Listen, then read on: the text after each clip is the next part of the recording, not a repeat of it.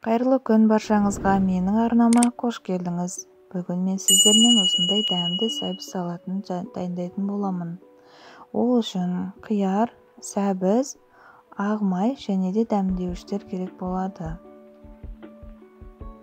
Бірінші кезекте қиярымызды ұзынша, яғни соломка етіп турап аламыз.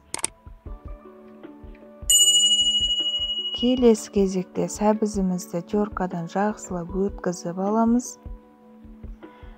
Өз қалауыңызша қарабұрыш, тұз қосасыз.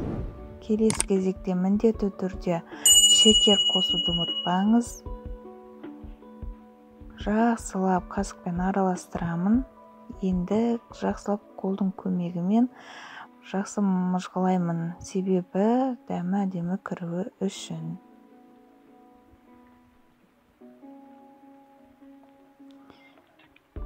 Енді ақ майымызды құятын боламын.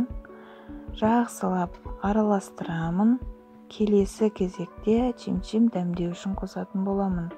Әрине, одан көп қосудың қажеті жоқ. 2 чайник ложка, 2 ас қасық, яғни қосатын боламын. Салатымызды 3 және 4 сағатқа қалдырамын, дәмі сіңу үшін. Енді біздің салатымыз дайын деп есептеймін. Осындай салат сізге ұнаған болса, менің каналыма тіркеліп, лайк басып, пікір қалдыра кетіңіз.